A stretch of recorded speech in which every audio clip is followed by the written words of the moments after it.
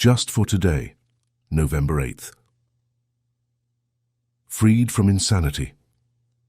Do I believe it would be insane to walk up to someone and say, "May I please have a heart attack or a fatal accident?" Basic text, page 23. We've heard it said that unless we're in love, we can't remember what love feels like. The same could be said of insanity. Once we're freed of it, we may forget how truly bizarre our insane thinking can be.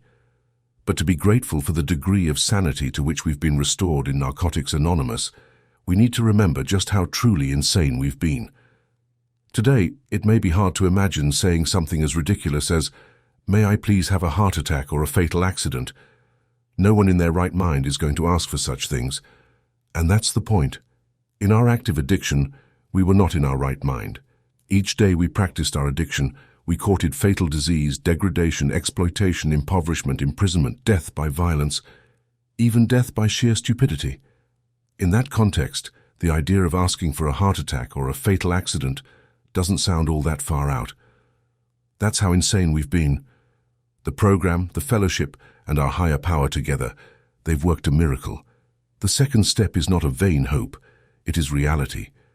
Knowing the degree of the insanity we've experienced, we can appreciate all the more the miraculous power that has restored us thus far to sanity.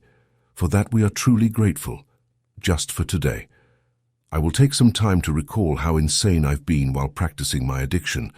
Then, I will thank my higher power for the sanity that's been restored to my life.